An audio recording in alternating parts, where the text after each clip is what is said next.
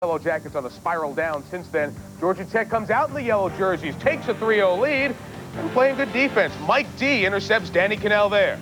But the Noles defense comes up big. Derek Brooks coming in, gets Graham Stroman to turn the ball over. The Seminoles recover, and one play later, Danny Kanell to Melvin Pearsall, the freshman, his second touchdown catch of the day. That one, an 8-yarder. Right now at the break in Atlanta, it is 14-3. Florida State looking for a 23rd straight ACC win in a row. That would be a conference record.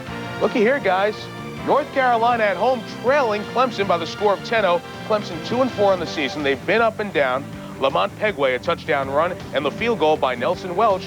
Clemson up 10. We'll keep an eye on this one. Also in the conference, at Wallace-Wade Stadium, it's Virginia and Duke. They're battling for second in the conference. Scoreless in the first, and Tyrone Davis gets the pass from Mike Rowe, gets good blocking down the field. 65-yard touchdown, almost high step too early. But a score, 7-0 Virginia. After another catch by Davis, it's 17-7 Cavs. Robert Baldwin, the big back inside, finds a crease and gets in earlier. The quarterback ran one in for Duke. They've started the third quarter. It's a 17-14 three-point Cavalier lead. Tyrone Davis, by the way, with his 2 touchdown catches, has passed Herman Moore, the all-time TD receiving leader at the University of Virginia. Here are the conference standings and why that Virginia-Duke game is so important. They're battling for second place. Florida State up top at 6-0, and North Carolina, if they lose to Clemson, could find their bowl hopes dashed. We see Virginia there. We see coming. Parade, of course, before the game. Danny Wuerffel getting the start, and he finds Chris Doering, who takes it inside the Southern Miss 20-yard line to set up this play. Southern Miss jumps, so it's a free play, and Wuerffel makes him pay, finding Aubrey Hill in the end zone.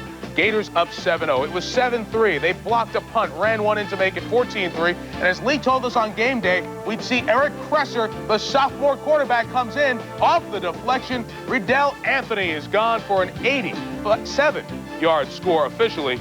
Florida extending its lead on homecoming to 21-3 at Ben Hill Griffin Stadium at Florida Field. Important because Florida next week trying to tune up for Mississippi State. Their game in Starkville. Today in Starkville, the Bulldogs taking on Arkansas.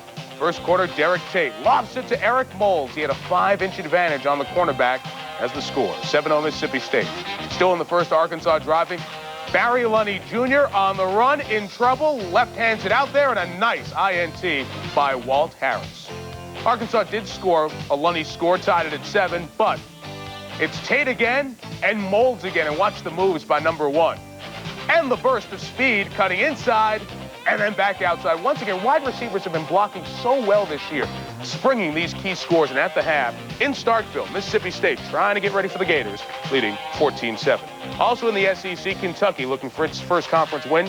And at halftime in the Commonwealth, they trail down pass. Very easy. So Warren Rossborough, give you the score of that game in a second. In the interim, let's check out Cornell and Yale. Aaron Berryman, 24-yard catch from Perra Larson, the Cornell quarterback, coming back after injury. Right now, Princeton is leading that game against Penn. Remember, Penn is unbeaten, and Cornell is now falling behind Yale, despite the fact that Cornell took a tour of ESPN yesterday, trying to get fired up for their game. Columbia and Dartmouth are all tied at 7. Lawson Lincoln, and Cordell Stewart takes it into his own hands, takes it into the end zone. 28-yard score. The Buffs lead 7-3. Colorado moving the Huskies up 2 slots, back to number 1 in the land. Today, the Huskers will try to go 10-0 on the season, while the Kansas Jayhawks would try to finish what they started last year. They lost it just 21-20 in Lawrence, a comeback coming up short. First quarter, Huskers up 3-0. Brooke Behringer with a play fake, deep to Reggie Ball. He makes the catch, 51 yards for the touchdown. Nebraska up 10-0. Later in the quarter, it was 10-3. Lawrence Phillips sweeps in, diving in for the score. Huskers take a 17-3 lead. Still in the first quarter, Huskers poured on. Behringer hands off to Corey Schlesinger. The big fullback rambles 40 yards for the touchdown. It was 24-3. We move on to the second quarter. Nebraska up 31-10. Behringer over the middle to Clester Johnson. And Clester does the rest. 64 yards for the touchdown. The Cornhuskers go on to win it. Another big score, 45-17 was the final in that one. Behringer, 8 touchdown passes, 2 touchdown passes a day. He's got 8 on the season since taking over for Tommy Frazier. A 63-14 win over Ohio State. Not enough to impress the voters who dropped Penn State behind Nebraska. So Joe Paterno's Nittany Lions, who are still number 1 of the coaches poll, made their first trip ever into Bloomington, looking to roll up another big score against the Indiana Hoosiers, who played it actually pretty tough late in the game. Kerry Collins ready to go, working on that Hoosier defense. He'll hook up with Kyle Brady, 8 yards for the touchdown. Collins happy about that. Penn State up 7-0. You only need 1 foot in bounds in college. Problem is, Freddie Scott didn't have either one in. Take a look at the replay on this one. Both feet clearly out. They gave him the touchdown anyway. Joe Paterno telling Kajana Carter, time to get busy. Carter takes his advice, busting through the hole. Nice move there. He is gone, leaving Hoosiers in his dust. 80 yards on this touchdown run. He finished with 192 yards on the day. It was 35-14 Penn State. Late in the fourth, though, the Hoosiers stage a comeback. Chris Ditto will drop back. He lets one fly. It's tipped not once, not twice, into the hands of Dorian Wilkerson for the touchdown. Take another look at this one. This made it an interesting ball game. Penn State would win it by a final score of 35-29. Joe Paterno has to be left wondering if that'll drop him out of #1 in the coaches poll. Kajana Carter, as we said, 192 yards and 1 touchdown. He's over 1,000 yards for the season on just 137 carries, 1,095 yards. He's averaging over 10 yards a carry. And Kerry Collins, 2 touchdown passes today. Now they talk about Carter as a Heisman Trophy candidate. What about the quarterback? He leads the NCAA in passing efficiency, yet he is not a finalist for the Unitas Trophy. That is a big, big overlook right there.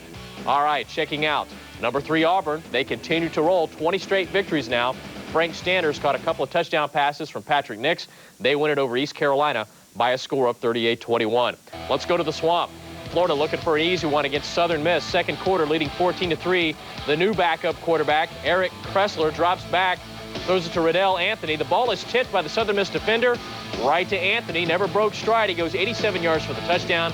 Florida goes on to win this one by a final score of 55-17. Terry Dean, the Heisman Trophy candidate when the season started, is now the #3 quarterback for the Gators. He threw an interception today in his only pass.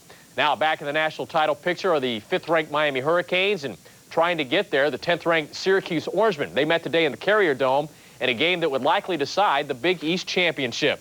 Orangemen thinking Orange Bowl if they can knock off Miami at the Carrier Dome. First quarter, Frank Costa back to pass. It is tipped in the air. Senior Dan Conley intercepts it for the Orange. That set up Syracuse in good field position. However, Warren Sapp hammers Kevin Mason. He fumbles. Corwin Francis recovers. For Miami, a wasted opportunity for the Orange. But Syracuse can run the ball. Mason on the option. Pitches it to Kirby Dardar. Can't get it. Picks it up. Turns this one into an 11-yard gain. And that set up an Orangeman field goal. Second quarter action now. Costa. His pass is tipped again. This time by Conley, and Bryce Bevel picks it off, and that sets up the Syracuse field goal. They led it 6-0 at the half. Miami, the opening drive of the third, Costa hits A.C. Tellison for 15 yards on 3rd and 10, and that set this up. Larry Stewart taking a handoff, scoring from 3 yards out. Miami with a 7-6 lead, their first lead of the ball game, and they now lead this one in the fourth quarter by a score of 14-6 as Stewart has scored again. When college football today continues, the Costa #7 in this week's poll, so with the Orange Bowl hopes out the window, the Buffs look like a good bet for the Fiesta Bowl, and today they would try and bounce back in Boulder as they hosted the Oklahoma State Cowboys. And it was homecoming in Colorado, so they were wearing all black, but the Cowboys usually wear back, so it must have confused our quarterback, Tony Jones. He throws it right to Steve Orozca. He returns it 25 yards. You got to learn, man. You got to throw it to the right team. So Cordell Stewart would capitalize. He's looking to pass, but decides to keep it. Nice fake on the DB. He picks up 10 yards downfield, gets it in. Buffs up 7-3. Late in the second, Stewart will go up top to Phil Savoy for the score. It was 14-3 Colorado at the half. Third quarter, Stewart hooks up with a wide-open Savoy, playing for the injured Michael Westbrook, and too many moves here, and he drops the football. They stripped it right out of his hands. So Colorado decides to keep it on the ground. Why not? Rashaan Salam racks up 49 yards on this one to set up a field goal, and the Buffs come back to win this one. Not too impressive. Only 17-3 was the final score, but Rashaan Salam, 29 carries, 174 yards. He now has over 1,500 yards on the season. The 8th-ranked Florida State Seminoles, whose only loss came in a non-conference game at Miami, could wrap up a third straight ACC title with a win today in Atlanta over Georgia Tech. The Yellow Jackets had never lost to the Seminoles in 8 meetings before the Noles joined the conference. They are 0-2 since before the kickoff of this one. Bobby Bowden with some final instructions for his team. First quarter, his quarterback, Danny Cannell, with time, hits Melvin Pearsall, 6 yards for the touchdown. Seminoles up 7-3. Second quarter, the All-American Derek Brooks blitzes, sacks Tommy Luganville, forcing the fumble. Seminoles recover. That set up the play action. Cannell on the bootleg right. Hits Pearsall again for the touchdown. This one from 8 yards out. It was 14-3.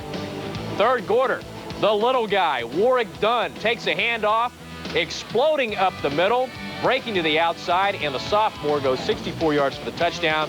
It was 21-3. Still in the third quarter, icing on the cake. Rock Preston, the freshman, goes 6 yards for the score. The Seminoles cruise to a 41-10 victory. They clinch at least a tie for the ACC title. Danny Cannell, 15 of 29, 154 yards, 2 touchdowns. Warrick Dunn ran for 174 yards on the day. Florida State has never lost an ACC game. The battle for second place in the conference, Virginia taking on Duke, and Fred Goldsmith didn't look good early here as his quarterback, Spence Fisher, throws it right to the ref. Virginia comes out smoking. Mike Rowe evades the rush. He'll find Tyrone Davis, and Tyrone does the rest. 66 yards down the sideline. Cavs led it 7-0. They built a 17-7 lead at the half. But Fisher led the Dukies back. Rolling left. He'll look right to Matt DeOrio. DeOrio wide open for the score. 21-17 Duke. Simeon Willis came off the bench to rally Virginia. He goes deep to Demetrius Allen. Nice move right there, and he goes 69 yards for the score. Virginia down 28-25. Late in the game, Virginia driving. Willis gets picked by Levance Queen to seal it. Duke holds on to win this one by a score of 28-25. Fisher, a couple of touchdown runs and a touchdown pass in this one. One of the great stories of the '94 season has been the Utah Utes, ranked for the first time since the late 40s. The 9th-ranked Utes at New Mexico were seeking their first 9-0 start in the school's history. Mike McCoy put Utah on the board first. He will find a streaking Kevin Dyson way behind the New Mexico defense. 56 yards for the touchdown. It was 7-0 Utes on top. Late in the first quarter, Utah's clown Charlie Brown bounces off tackles for a nice touchdown there from 8 yards out. It was 14-0. 14-3 Utes in the second quarter. And it would be Brown again striding in from 12 yards out. It was 21-3. The Lobos, however, have pulled within a point. It is only 21-20 in the fourth quarter. The Utes trying to go 9-0 for the first time in their history. Texas A&M in Austin today, they win it by a score of 34-10. This was State. The Gang Green Fever is catching on the Pacific Northwest. First quarter, Ricky Whittle takes a handoff. He'll bust clear, going 67 yards for the touchdown, finishing it off in style. Watch this. Oh, 7-0 Ducks. And the Oregon defense was playing tough. Jeremy Asher and company converge on Jake Plummer for the sack. The Gang Green defense stingy today. Later, Plummer is picked off. Downfield picked off by Kenny Wheaton. Devils having a devil of a time with the passing game. ASU tries the ground game. Terry Battle finds some room. 39 yards before he's run out of bounds. That set up a Sun Devil field goal.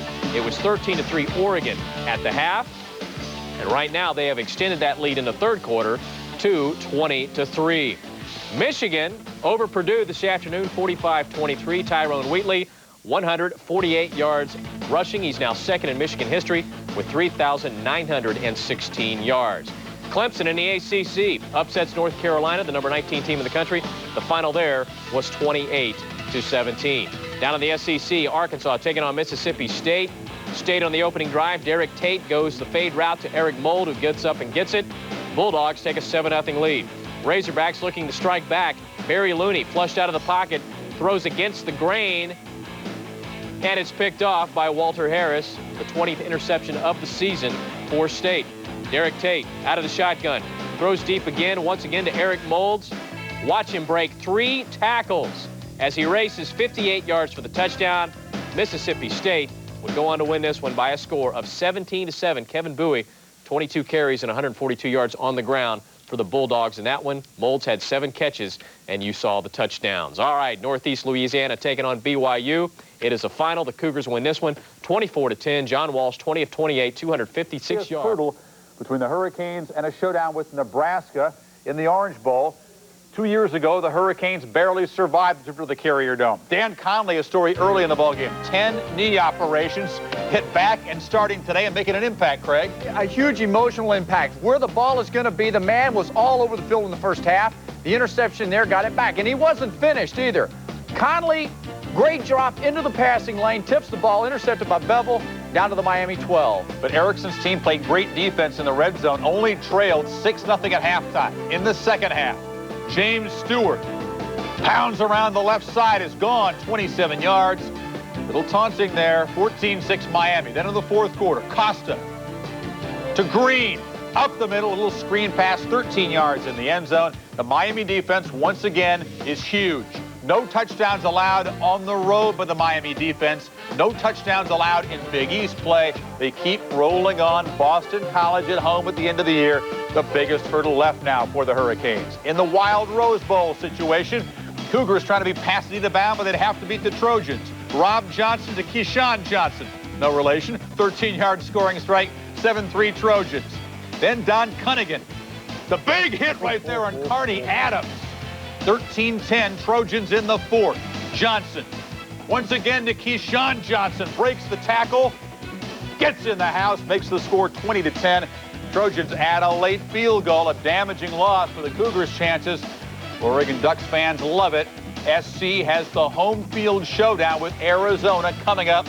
Johnson once again efficient and strong, 3 touchdowns against Washington State. The other part of the equation, the Ducks hosting Arizona State. Ricky Whittle knifing through the Sun Devil defense. Puts the Ducks up 7-zip early. Then Air Oregon. The story of the Ducks offense this year was supposed to be Danny O'Neal. It's Pat Johnson. The nice move, hauls it in, beats the double coverage. That put the Ducks up 27-3. Arizona State pounded. Oregon is for real, a month-long homestand. It's now a 24-point lead. They just keep beating people. 3:54 to play. We'll keep you posted.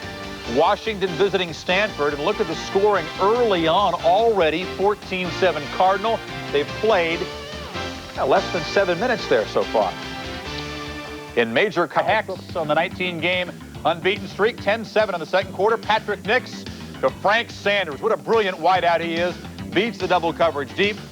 20-14. Auburn had the lead at halftime. In the third quarter, Nix throws a nice deep ball, and Sanders can beat almost anybody deep. 44-yard touchdown strike here. The 2-point conversion makes it 28-14. Sanders, 6 catches, 173 yards, and then Stephen Davis just finishing off the Pirate defense, gets to the corner, over 1,000 yards. That was his 11th touchdown on the season. Auburn, the 20-game winning streak as they point towards the Iron Bowl in Alabama and Birmingham. Utah, the final unbeaten, hosting New Mexico. And Mike McCoy goes to Kevin Dyson, trying to outrun the defense. This game played in Albuquerque. The 56-yard touchdown for the Utes breaks up the scoreless tie.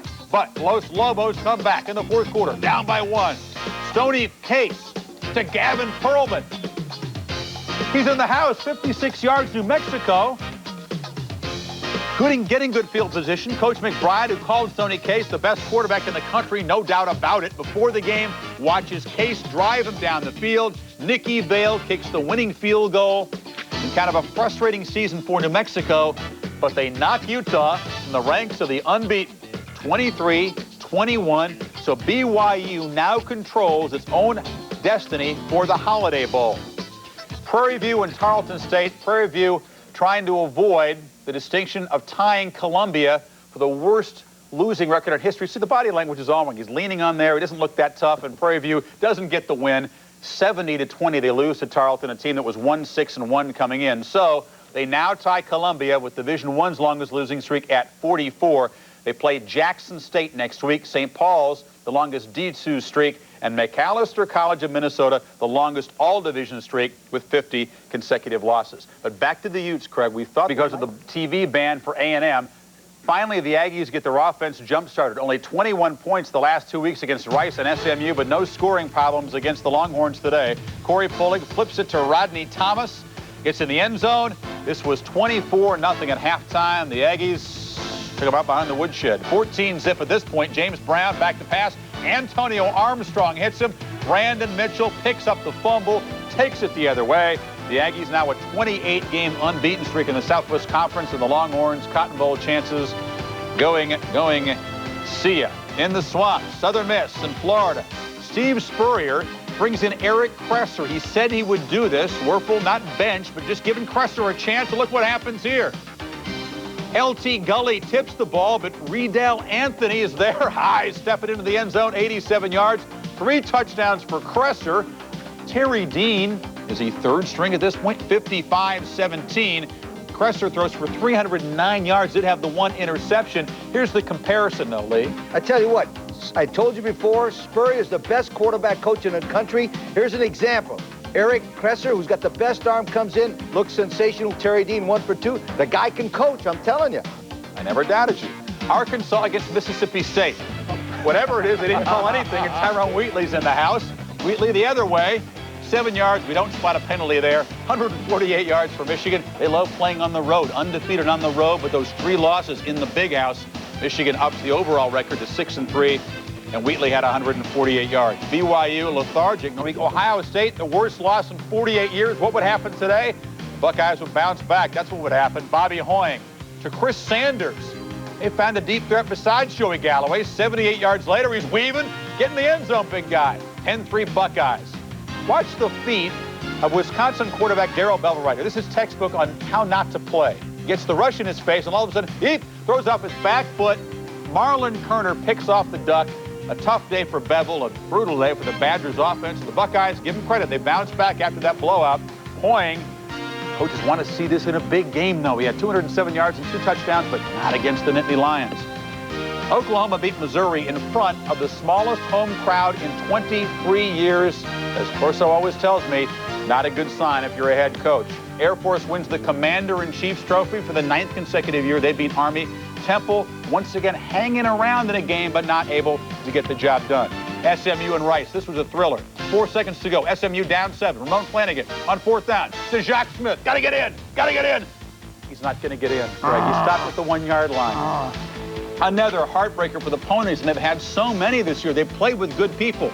But the Owls have won 6 straight against the Mustangs. They move into a 3-way tie for 2nd place in the Southwest Conference. Oregon State beating Pacific. Memphis, the #1 total defense in the country statistically. Do you realize that? Congratulations. They win a nice ball game for them at Ole Miss. Max scores now. Central Michigan pummeling Toledo. Western Michigan over Ohio U. And Bowling Green rolls to 9-1 by beating Kent. Eastern Michigan over Akron. Ball State beaten 24-21 by Miami. And Cincinnati gets off the schneid. They're 1-7-1, no longer winless on the season. 49-31 Eastern Washington over Utah State, and Northern Illinois over Arkansas. By Illinois and the officiating. Any worry of solving the Illini's rock-solid defense fell by the wayside as the Gophers ran up a 17-6 lead. Tim Shade and Aaron Osterman hooked up early in the 3rd to make it an 11-point lead.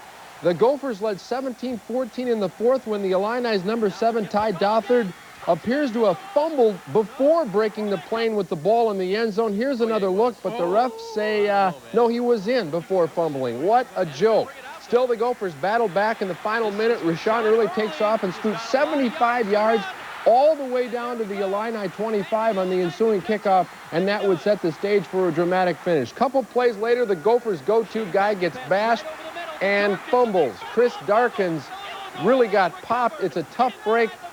Really not the players who decide this one. It's the refs as the Gophers get beat 21-17.